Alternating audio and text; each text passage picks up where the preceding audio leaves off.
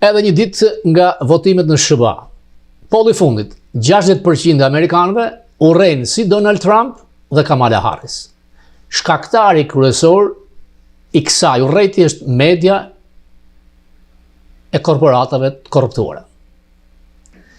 Media majt radikale përfiton miliona, miliarda dollar duke u mbështetur te një audiencë e një krahu në dëm duke urryer opozitën. Kamala Harris nuk ka vizion. Donald Trump gabon shpesh në retorik duke sulmuar median si armike e popullit dhe duke bërë deklarata të cilat e dëmtojnë.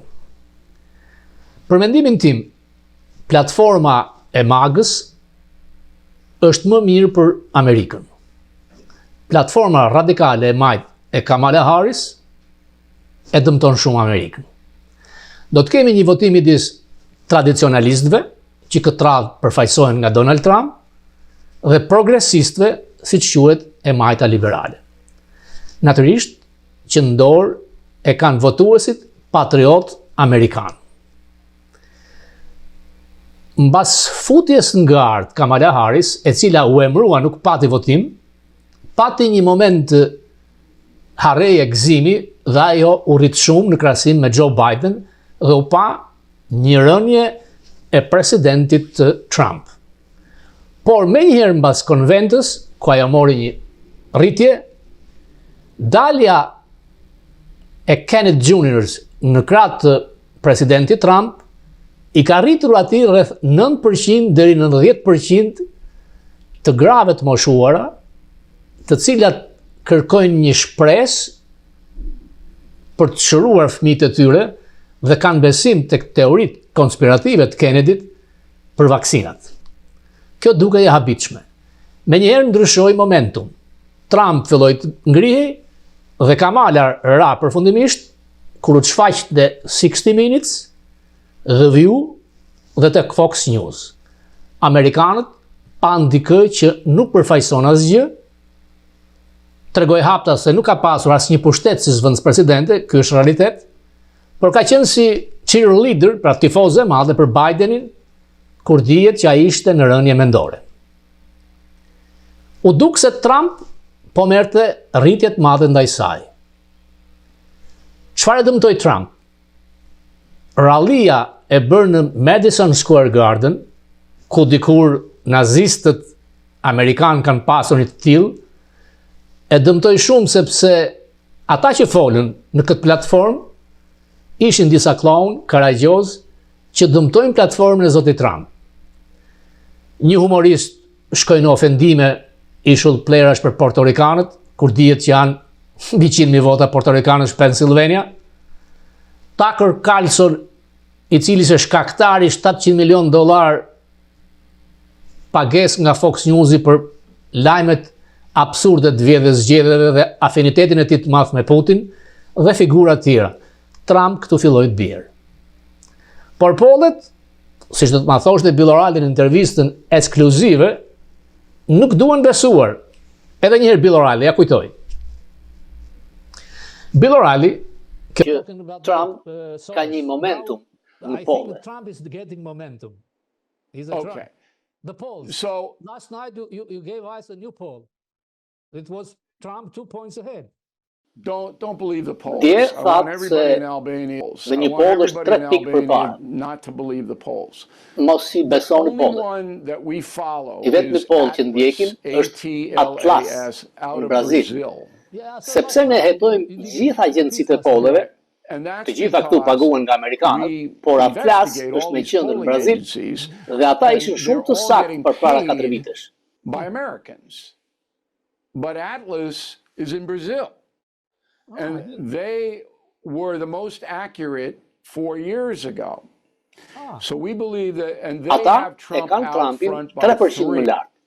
Por nuk ka shumë rëndësi, Yeah, but it pasi doesn't janë really 8 matter shtete because it's the vetjake që do të individual përcaktojnë. 8 states, they call Trump them ka shumë swing besim se do të states, fitojë. that are going to tilt the election. But Trump is pretty confident at this point that he's going to win. Whether that bears out, no one knows. Ikone medias konservatore, i cili thot nuk jam republikan, por jam tradicionalist dhe është realist, thot që dy pole i analizojmë për të provuar realitetin. Është poli Atlas Intel me qendrën në Brazil, pra nuk paguhet nga korporatat amerikane si pollet e tjera dhe Trafalgar.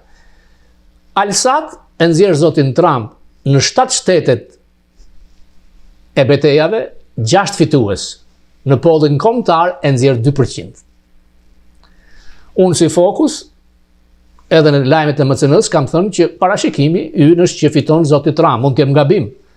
Por duke marrë të dhënat, dhe ajo që më bind më shumë janë regjistrimi i demokratëve dhe regjistrimi në republikanë. Sepse këtu nuk është si në Shqipëri që ke një tesër gjithjetën, regjistrohesh. Që të regjistrohesh për të votuar, ti duhet të deklarohesh, unë jam deklaruar republikan, mund të deklarohesh demokrat, por edhe i pavarur, por duhet të deklarohesh diçka. Dhe me që kam parë, në shifrat më ka dhënë Bill O'Reilly, në North Carolina, ka pasur 399.000 më shumë të regjistruar demokrat, nga që regjistrimet, shifra ka kaluar 113.000. Në Pennsylvania, diferenca ka qenë 686.000 më shumë demokrat të regjistruar, nga që regjistrimet, shifra ka shkuar në 281.000. Në Arizona Trump është shumë përpara, 259, në Nevada, nga diferenca 110.000, jemi në 45, dhe kjo të bënd të bindesh që zoti Trump fiton. Natyrisht që pollet kanë matematikën, kanë një rregullsi, por pollet e kam thënë të NBC, ABC, CNN, duke marrë më shumë femra brenda 1.000 vetësh, se dihet që më shumë femra votojnë për Harris, e kam thënë disa herë, pollet dhe shkojnë. Por vetë fushatat kanë pollet e tyre. Të dy thonë që jemi fitues. Nga këto të dhëna që dhash dhe nga 7 shtetet e betejave ku Trump është përpara, në North Carolina është 3.4, në Georgia 2.5, në Arizona 6.5, Nevada 5.5, Wisconsin, Michigan dhe Pennsylvania ku do të vendoset gjithçka është 1.5 dhe 1.8. Pra, alisat nuk paguhet në Amerikë dhe ka qenë korrekt në zgjedhjet e 2020-s, midterm 22-shën dhe ka qenë ajo e sakta që gjeti Trumpin në 2016-ën. Ka gjetur zgjedhjet në Brazil, është e saktë në Europë. Pra, por ishte një snapshot e datës 2. Mund të ngjas çdo gjë edhe për 2 ditë. Për shembull, Trump dje në një ralli tha që unë nuk duhet të ishe larguar nga shtëpia e bardhë mas 6 janarit. Wrong. Nuk duhet të kujtosh përsëri amerikanëve u vodhën zgjedhjet. Sepse gjykatat nuk e provuan dot. Pati spekulime? Patjetër. Pati vjedhje? Po. A u faktuan dot? Jo. Ajo që ngre këmbanat e alarmit është një poll surprizë në Iowa. Iowa është një shtet në 3 milion banor, ka vetëm 6 vota elektorale, ka pasur dikur 20, ka rënë popullsia. Unë Iowa e njoh se kam studiuar një vit. Janë rreth 95% bardhë dhe masivisht janë republikanë. Por kjo nuk ndaloi Afrikan-Amerikanin Barack Obama të fitonte në Iowa. Simbas pollit fundit, që është një poll serioz, Harris është 3% përpara. Trump ka sulmuar, pse nxjerrin këto polle, sepse krijohet një, dhe në qoftë se shkundet në një bastion si Iowa, është njësoj si Edwin Rama të humbas skraparin. Pra, edhe pse janë këto swing states që do të vendosin, në qoftë se ti humba Jovën, kjo mund të shkojnë Minnesota, North Dakota, në këto vendet e kuqe në hartë, e kuqe është republikanëve, kjo prish të gjithë ekuacionet. Megjithatë, këtë radhë nuk është si 4 vjet më parë kur Facebook, pronari Facebookut, shpenzoi mbi $450 milion duke dërguar grupe në përshpijat e moshuarve gjoja për të ndihmuar si të votojnë tek votimet me post. Këtë radhë, Trump nuk e ka bërë atë gabim, ka kërkuar që edhe republikanët të votojnë me post dhe në votimet e hershme, ashtu si votova dhe unë.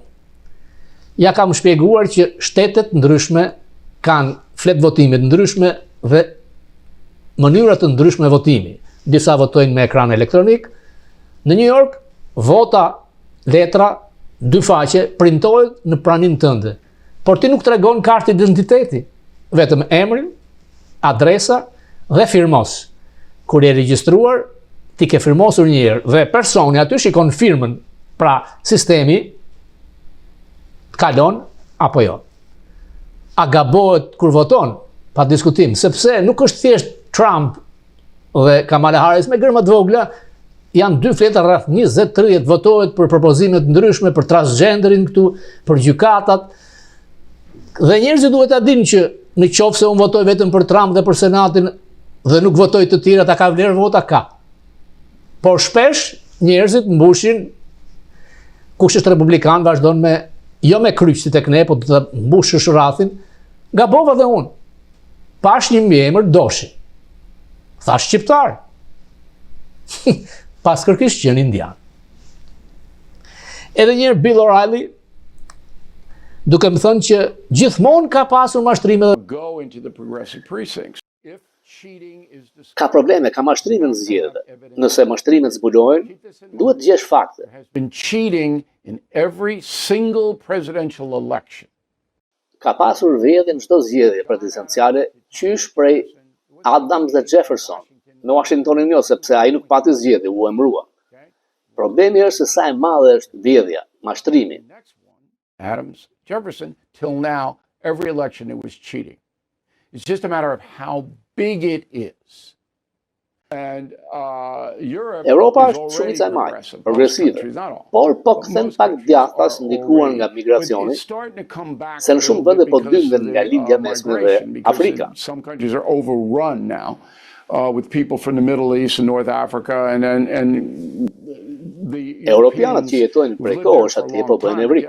really nervous about it. Kjo nuk po ndodhe ende në Amerikë. That's also happening Jetojmë në in një the botë United kur States, but not Kina, quite to the Amerika, extent Rusia yet janë 3 lojtarë that të is mëdhenj. happening in the EU. But all these things are Europa është e friksuar, nuk e do zotin Trump sepse ai është i paparashikueshëm, ka thënë do të dalë nga NATO, rrezikon Kosova thuhet për ne, por Trump ishte 4 vjet dhe nuk i bëri. Do të kem 2 mendime. 2 figurat që i kam të përhershme në fokus, ambasadorin John Bolton, i cili thotë që ai e ka të fiksuar mendjen për të dalë nga NATO, por dhe ikonën e madhe të konservatorizmit 16 vjet numri 1 në Fox News, Bill O'Reilly, që thotë jo. Scenario? Well, I think it's very likely that if Trump is reelected, he will try to withdraw from NATO. As I wrote in my book, he came very close to doing it at the NATO summit in Brussels in 2018. And I think only the fact he was in a reelection campaign in 2020 and his advisors said, don't take the political risk, that stopped him. Now, he lost the election. We don't know necessarily what would have happened, but I think if he's reelected in 2024, I think it may be one of the first things that he does is try to withdraw from NATO. Harris wins and both houses of Congress are Pra ajo mund Republican, t'japi which is disa urdhra absolutely ekzekutive, por possible këto and kundërshtohen nga probably a gjykatët. good Pra nëse bet right fiton now. Harris, por And then republikanët Harris is marrin gonna be Senatin sitting dhe there Kongresin, with a ai do lot të less ketë pak power pushtet. than Biden had. Disa ish këshilltar Trumpit, përfshir ambasadorin Bolton që e kam shpesh në emision, thonë se Trump do të ikë nga NATO. He's not leaving NATO. Nuk do të ikë nga NATO. Është propagandë. Unë e njoha për 33 vitesh, nuk e bën këtë. Ai do që vendet e NATO-s paguajnë më shumë. He wants the NATO countries to pay up. And some of them don't. Po fitoj Trump, vendet e NATO-s kanë për të paguar më shumë, sepse nuk duan të rinë në mëshirën e Putinit. They don't want to be at Putin's mercy. So I'm not really worried about that at all. Soros, Putin, presidenti kinez, ajatollaut e Iranit janë për Kamala Harris. Black Lives Matters është për Kamala Harris. MS-13, bangët dhe gangsterëve janë për të. Po për Trumpin, qytetarët e thjeshtë amerikanë që ndjejnë krizën ekonomike, rënien, inflacionin e madh, mund të votojnë nga ai. Por a do të godas abordi në këto zgjedhje, të duket pak si paradoksale, por ka forcë edhe abordi. I vetmi që flet për të drejtat e fëmijëve të palindur është Bill O'Reilly. Pra, jo vetëm trupi i nënës, është another body involved. Ja një moment. To this story. Yeah. Because the media won't report the other side, all right, the pro-life side. They deride people who don't believe in abortion, generally speaking. Corporate media does it all the time. And now this has been made into an anthem. Këtë vit fushata pati haptas për fshirjen e miliarderëve në fushat. Natyrisht që kompanitë e mëdha dhurojnë miliona dollar. Sorosi duhet këtë dhënë të $100 milion, por nuk është ai që ka dhënë më shumë, sepse është Melon, djathtas që dha 125 milion, Philip Melon, për Trump, por edhe Elon Musk rreth $75 milion. Nga Trump është Elon Musk, i cili taktikisht, teknikisht mund të marrë votat e të rinjve. Majtas është Mark Cuban, i cili ka qenë pronar në klubet e futbollit amerikan, dhe që del haptas në mbështetjet Kamala Harris, nuk është i vetmi, 100 CEO shefa kompanish të mëdha, më të mëdha amerikane, kanë mbështetur Kamala Harris, shka tregon që Wall Street do të dojë këtë dhe do ta kontrollojë siç kontrolloi dhe presidentin Biden.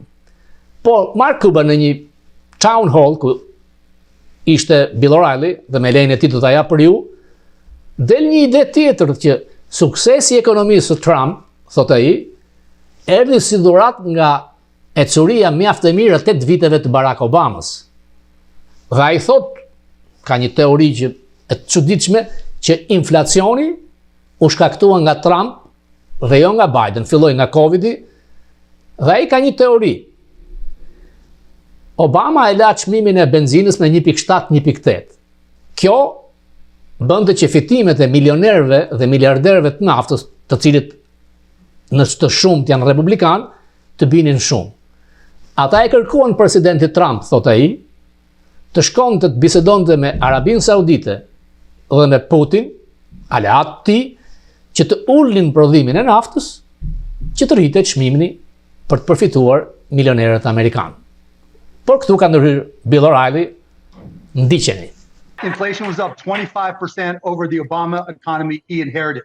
He had 4 years to make tariffs work with China. China kicked his ass. I got to jump in with course corrections here. Number one, the real wages, which is really the only economic barometer for the folks, was up 8.2% in the 4 years Trump was president. 8.2 across the board for working Americans. Fact. Under Biden-Harris, it is around 1%. No COVID pandemic. They have failed. Number two, inflation didn't start because Putin and the Arabs did anything. Inflation started, and I don't know whether you know this, Mr. Cuban, but Biden signed in his first week in office at least 20 executive orders, making it harder for every fuel company to harvest their product. Bill, you're bloviating. Disa segmente nga town halli me disa figura të shquara amerikane. It's not true. I know when Trump says something, I know it's not true. No whataboutism here. No whataboutism. Hold on. You knew and know that what she said was false. The only Does that bother you? Hold on. The only reason you can say that is because we have a filibuster in the Senate. If it She made the statement in front of the world. Hold on. Yeah. It's not true. Bill, Do you support that? Bill, when you say it's not. Isn't there another body? Yeah. That's right. Okay. Yeah. So now we never, and I mean never, hear one word: adoption. We never hear what Bill Clinton said: abortion safe and rare. What we hear from the Democratic candidate for president is abortion anytime, for any reason.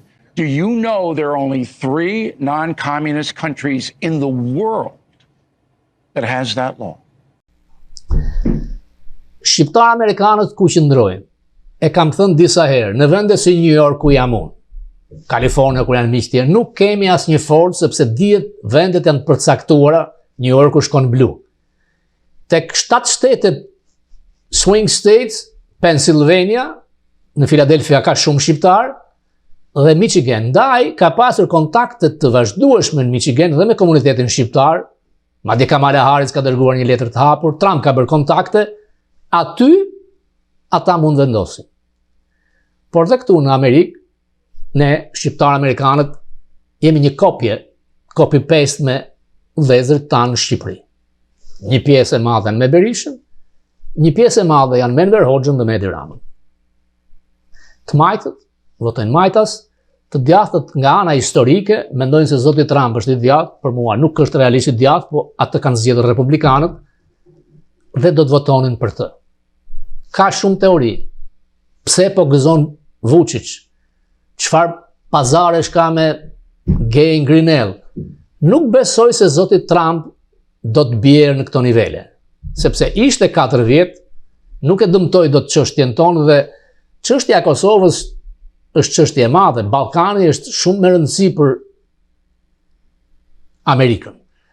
Dhe nuk është aq e thjeshtë se pushteti është i ndarë në disa sfera, është Senati, është Kongresi dhe pa diskutim shteti brenda shtetit, ose deep state, departamenti amerikan i shtetit që shpeshherë i shpërfill edhe presidentët. Mos i duket çudi. E kam sjell si shembull kur Reagani, i cili mbahet president i madh, tek muri i Berlinit bëri një thirrje për Gorbaçovin, zoti Gorbaçov çirre hiqe këtë mur, tear down this wall. Të nesërmen, Departamenti Amerikan i Shtetit ka bërë një deklaratë që ky nuk është qëndrimi i Departamentit Amerikan të Shtetit.